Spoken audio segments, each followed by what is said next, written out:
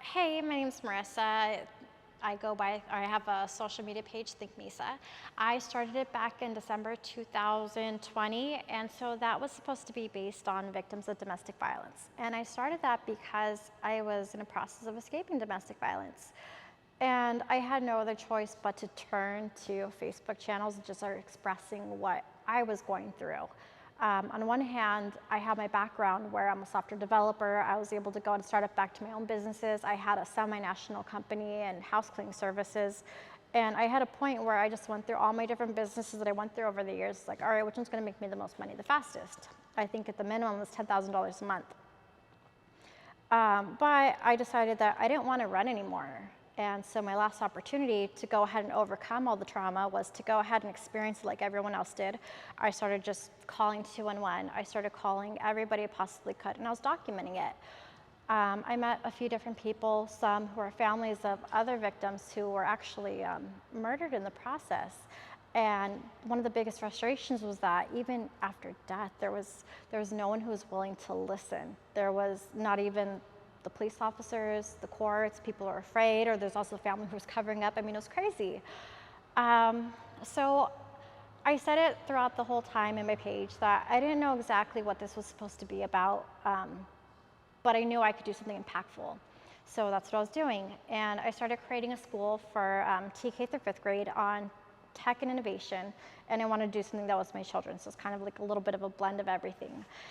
And everything was good. I got my office by May 1st, and this is May 1st, 2021. And by June 1st, 2021, I was done working day and night. I mean, I had my kids over there with me, and it was just a struggle on and off and on and off and on and off. And everything was good until it wasn't. I kind of came into a case where I don't even know how to describe it. It's one of those reasons why victims don't call police officers when they're in danger. It's one of those reasons why they don't tell anyone, because what happens? Your kids get taken from you by social workers. And in this case, on June 8, 2021, the social worker, Michael Lai, falsified judicial records in the juvenile court to remove my children. He falsely alleged that my children's father was residing with me and my children on the date, which he knew was false. He knew that my kid's dad was residing in Texas. And I mean, it's been one hot mess after another. I tried contacting 4 different police departments. I went to the County of Los Angeles. I went to El Monte Police Department. I went to Whittier Police Department. I went to another County of Los Angeles Police Department that was in a different location. And it's just been very eventful. To one point, I had El Monte Police Department who released my kids back to my care and custody and control because I knew what I was saying made sense. The social workers called into the El Monte Police Department and said, you need to go back to the house to go pick up the kids, and they said no. So instead, the social workers ended up calling County of Los Angeles, and they said, you need to go over there to go pick up the kids because this mother took the kids from the foster parents, which was false. They knew that El Monte Police Department let me leave with my children. So that night, this was about October 2021, County of Los Angeles, they took my kids and they brought them back to my mom's house. No warrant, nothing. I said they couldn't enter my home. I said I'm not letting my kids leave my home. And so it's just been like, it's been a fun turn of events. Which leads to current date. Right now I have a criminal court case because one event led to another, One event led to another.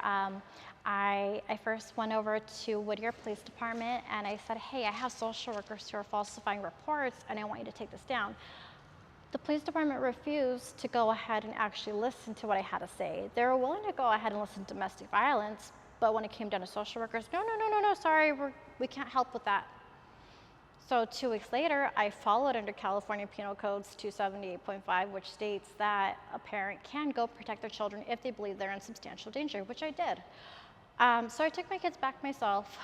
That led to an arrest, and it's been a long story.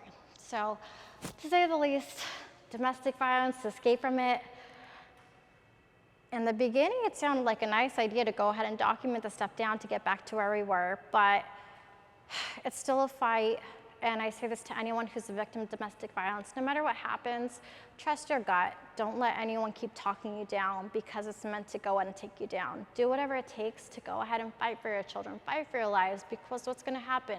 Do you wanna end up like the girls in the beginning who have family contacting us to say that they were murdered and no one's willing to listen? Or do you wanna at least try to say that you did your best to go and stand up for yourself and every other victim out there who's trying to go ahead and be heard?